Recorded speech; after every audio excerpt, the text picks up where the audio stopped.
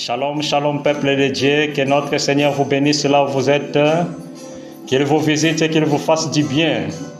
Bonne soirée à vous avec notre Seigneur Jésus-Christ. Peuple de Dieu, nous sommes là pour parler de notre Seigneur. Et nous avons un thème, un grand thème autour duquel nous allons tourner. Ce grand thème qui est intitulé « Voici l'agneau de Dieu qui ôte le péché du monde ». Tiré du livre de Jean, chapitre 1er, le 29e verset. Et dans ce grand thème, nous avons un sous-thème. Le premier sous-thème qui nous dit la mort et la résurrection de Jésus. Dans ce grand sous-thème, nous avons une leçon. J'aimerais que nous procédons de la manière la plus pédagogique qu'elle soit. La première leçon que nous allons développer ce soir s'intitule « La mort de Jésus ». Et tel qu'il est écrit, il est marqué sur l'affiche, nous allons lire deux passages bibliques. Le premier se trouvant dans le livre de Genèse chapitre 22, du 7e jusqu'au 12e verset. Le second se trouvant dans le livre de Luc, chapitre 22, le 20e verset. Nous commençons notre lecture avec le premier passage, le premier texte du livre de Genèse chapitre 22. Nous lisons la Bible au nom du Seigneur. La Bible dit ceci. Alors Isaac parla à Abraham son père, dit, « Mon père » Et il répondit, « Mais voici mon fils. » Isaac reprit, « Voici le feu et le bois. Mais où est l'agneau pour l'holocauste » Abraham répondit, « Mon fils, Dieu se pourvoira lui-même de l'agneau pour l'holocauste. » Ils marchèrent tous deux ensemble. Lorsqu'ils firent arriver au lieu que Dieu lui avait dit, Abraham y éleva un autel et arrangea les bois. Il lia son fils Isaac et le mit sur l'autel par-dessus les bois. Puis Abraham étendit la main et prit le couteau pour égorger son fils. Alors l'ange de l'Éternel l'appela des cieux et dit, « Abraham, Abraham !» Il répondit, « Me voici. » L'ange dit, « N'avance pas ta main sur l'enfant et ne lui fais rien, car je sais maintenant que tu crains Dieu et que tu ne m'as pas refusé ton fils, ton unique. » Si c'est ta Bible, souligne ça. « Car tu ne m'as pas refusé ton fils, ton unique. » Nous allons prendre le deuxième texte se trouvant dans le livre de Luc, chapitre 22, le 20e verset. Luc 22, 20e verset. La Bible dit ceci. Il prit de même la coupe après le souper et la leur donna en disant, « Cette coupe est la nouvelle alliance en mon sang, qui est répandu pour vous. » Seigneur notre Dieu, nous te bénissons pour ce moment. Nous voulons t'écouter, Père, nous voulons parler de toi. Seigneur, nous voulons te présenter à ton peuple. Utilise-nous comme tu le veux. Parle car ton serviteur écoute. Au nom de Jésus. Bien-aimés de Dieu, vous allez vous poser la question, c'est quoi ça encore? Non, c'est la parole du Seigneur que nous sommes venus partager avec vous ce soir. Aujourd'hui, l'Église est dans une crise que nous appellerons une crise d'identité. On ne sait plus qui est chrétien, qui ne l'est pas. Il y a même des chansons qui disent on a retrouvé le monde dans l'Église et l'Église dans le monde. Il y a une confusion générale et généralisée. On ne sait plus qui dit quoi, qui parle de quoi. Pourquoi? Parce que l'Église a perdu les repères. Pourquoi? Parce que l'Église a perdu la mission cardinale qui lui a été assignée par le Seigneur. Le Seigneur voulant s'en aller, il a donné un ordre à l'Église. Il a donné un ordre à toi et moi. Il parle dans le livre de Matthieu chapitre 28 du 19e au 20e verset. Il dit, allez, faites de toutes les nations mes disciples. Et ce que j'aime, C'est la première partie du 20e verset, où il dit, « Enseignez-leur tout ce que je vous ai prescrit. » Bien-aimés de Dieu, enseignez-leur tout ce que je vous ai prescrit. Enseignez-leur tout ce que je vous ai prescrit. Aujourd'hui, l'Église a perdu des repères. On ne sait plus, on parle de quoi. Oh, quand nous nous posons la question, quel est l'enseignement que le Seigneur nous a laissé? C'est cet enseignement se trouvant dans le livre de Jean, chapitre 1er, le 29e verset. Voici l'agneau de Dieu qui ôte le péché du monde. L'Église est appelée à présenter l'agneau de Dieu qui ôte le péché du monde. Et aucune autre chose. Pas le matériel, pas quelqu'un d'autre, un prophète, un bishop, un dad, je ne sais pas qui encore. Ce n'est pas ça la mission de l'Église. Malheureusement, aujourd'hui, l'Église se retrouve dans ça. Voilà pourquoi, bien-aimés de Dieu, nous avons voulu partager avec vous la parole du Seigneur, telle que celle-ci nous l'est demandée par la doctrine. La vraie doctrine. Voici l'agneau de Dieu qui ôte le péché du monde. Le texte que nous venons de lire ce soir nous ramène dans ça. La Bible nous dit dans le livre de Genèse chapitre 22, la Bible nous parle d'un homme, notre père de la foi, Abraham.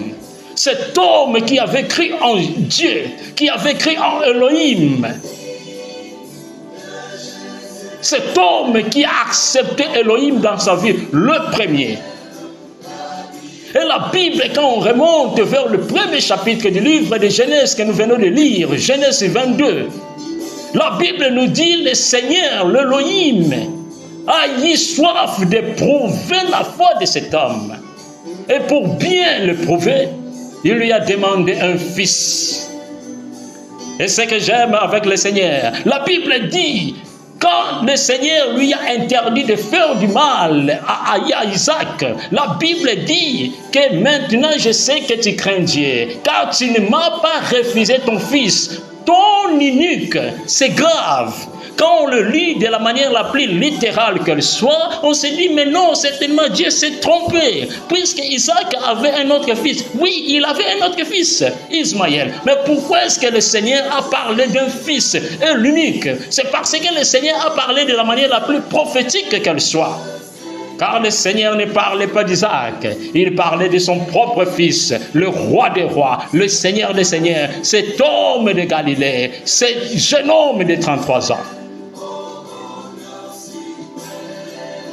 Et la Bible nous dit, quand Abraham a voulu avancer sa main contre l'enfant, le Seigneur, le Dieu de grâce, parce que théologiquement parlant, quand on dit l'ange de l'Éternel, c'est Dieu lui-même, le lui a interdit. Pourquoi? Parce que la réponse se trouve dans le livre de Luc, chapitre 22, dont nous venons de faire la lecture. Voici cette coupe est une nouvelle alliance.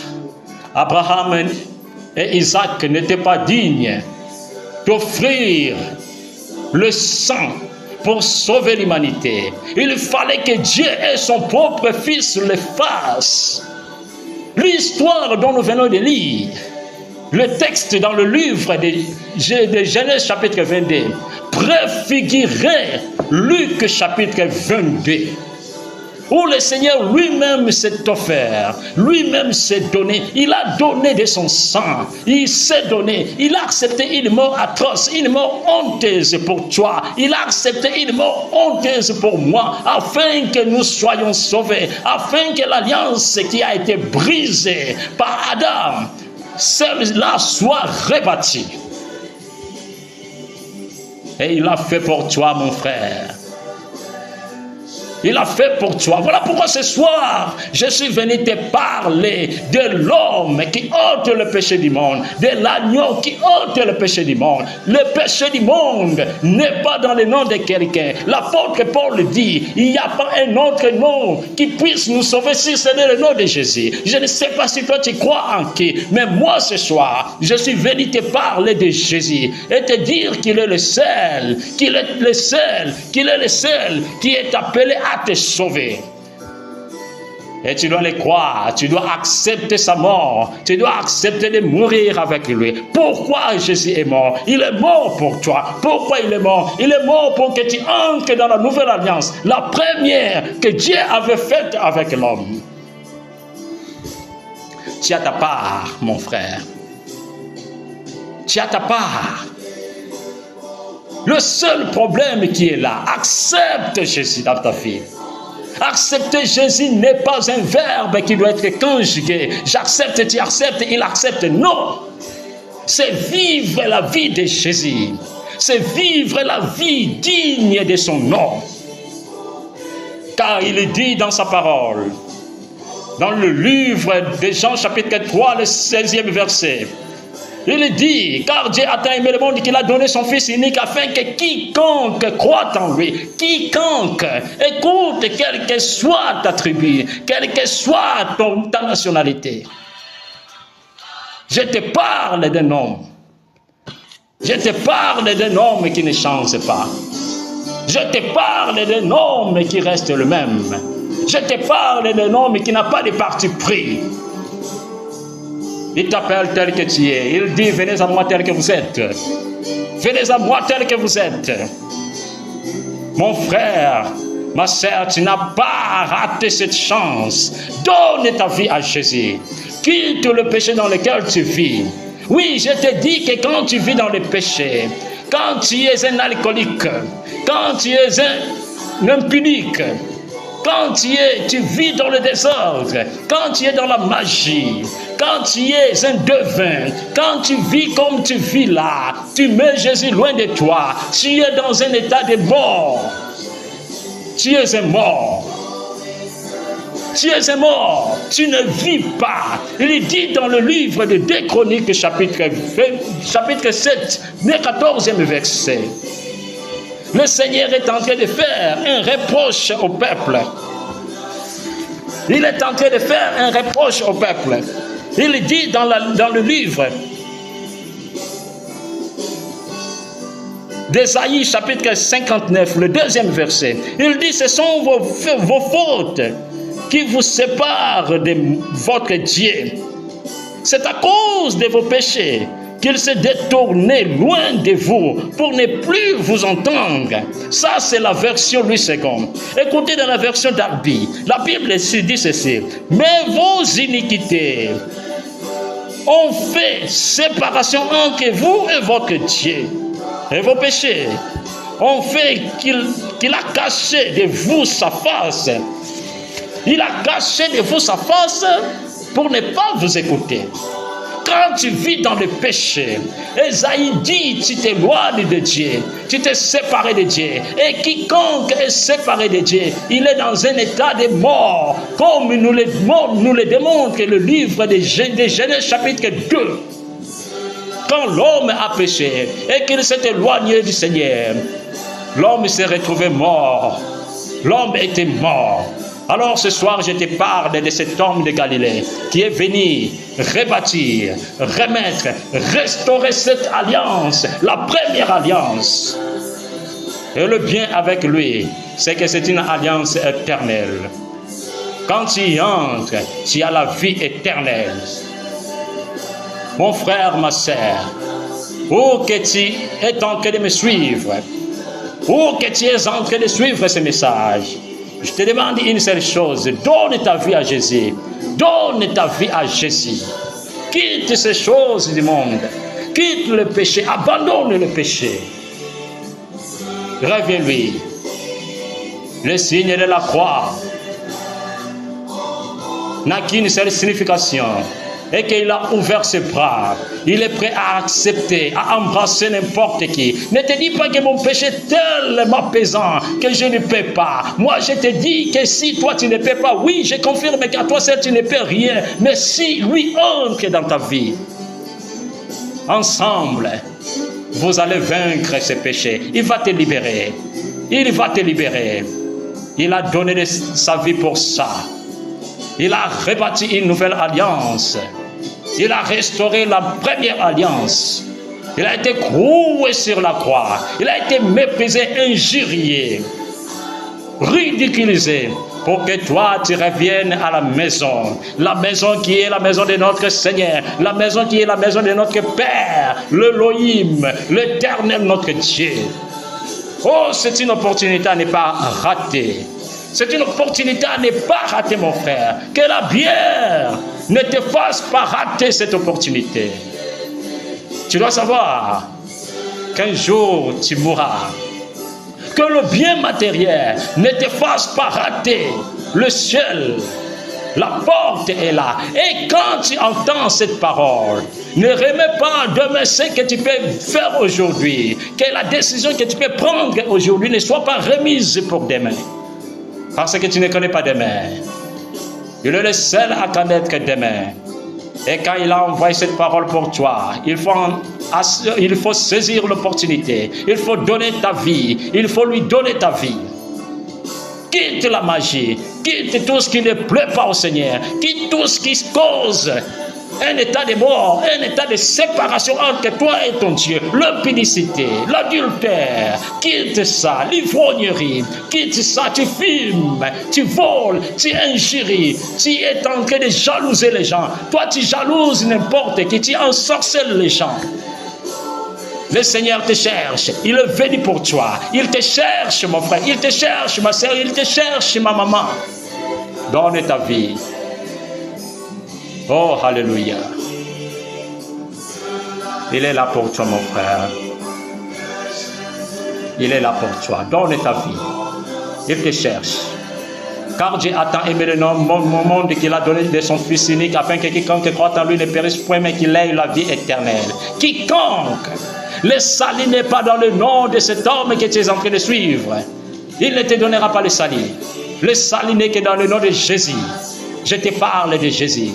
Tu te dis, j'ai quelques gris-gris. Ces gris-gris me protègent. Non, tu te trompes. Je te parle de celui entre les mains de qui règne la gloire, la louange et la puissance. Celui qui est au-dessus de toute puissance. Voilà, mon frère. Donne ta vie à Jésus. Donne-lui ta vie. Donne-lui ta vie, mon frère. Reviens dans la maison. Il te cherche. Il t'a envoyé cette parole. Saisis cette opportunité. Ne fais pas comme cet insensé qui a dit, mon cœur, repose-toi en paix, car tu as beaucoup travaillé. Maintenant, il y a beaucoup à manger. Et le Seigneur, ce soir même, lui a redemandé son âme. Tu ne sais pas quand est-ce que le Seigneur te redemandera ton âme. Et tu auras des comptes à rendre. Où iras-tu? Je te dis qu'il y a un enfer. Je te parle d'un enfer. Tu seras jugé et jeté dans l'abîme. L'opportunité est là. L'opportunité est là. Bien-aimé de Dieu, si tu sais que tu as un péché, si tu sais que tu as un péché, tu souffres encore dans le péché, tu souffres, tu es encore un esclave, l'esclave d'un péché, alors fais cette prière après moi. Seigneur Jésus-Christ, je viens à toi, comme tu l'as dit. Je viens tel que je suis. Accepte-moi. Pardonne mon péché. Pardonne mon iniquité. Fais de moi ton ami. Entre dans ma vie. J'ouvre comme tu as dit. Quiconque ouvre, j'entre chez lui. Entre dans ma vie. Fais de ma vie la tienne. Et que je fasse de la tienne la mienne. Aide-moi à me libérer de ce péché. Seigneur, sauve-moi. Pour que ce jour-là, ensemble, nous puissions chanter les chants de louange, les chants de grâce, les chants de victoire. Au nom de Jésus. Oui, bien-aimés, que notre Dieu vous bénisse. Merci pour cette opportunité. Nous, c'est la mission évangélique francophone.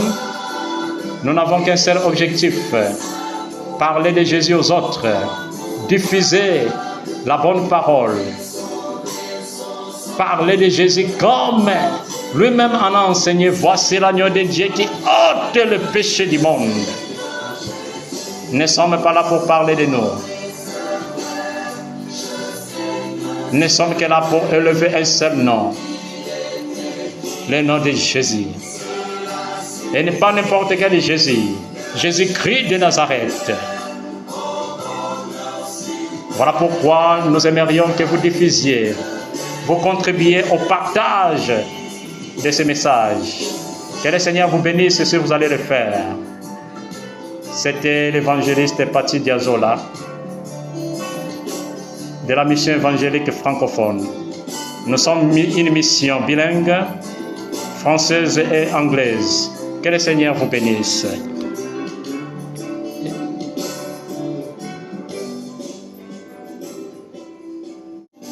Shalom, shalom, peuple de Dieu, que notre Seigneur vous bénisse là où vous êtes, qu'il vous visite et qu'il vous fasse du bien.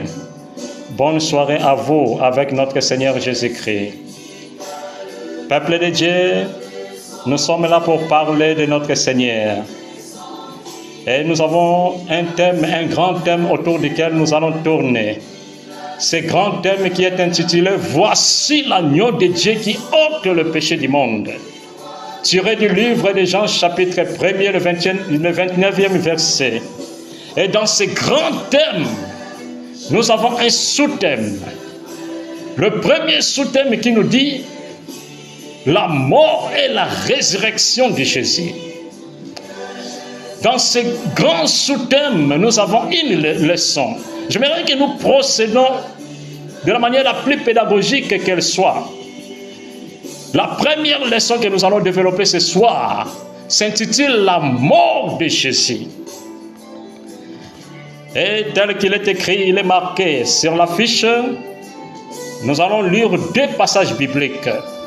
Le premier se trouvant dans le livre de Genèse chapitre 22, du 7e jusqu'au 12e verset. Le second se trouvant dans le livre de Luc chapitre 22, le 20e verset. Nous commençons notre lecture avec le premier passage, le premier texte du livre de Genèse chapitre 22. Nous lisons la Bible au nom du Seigneur. La Bible dit ceci.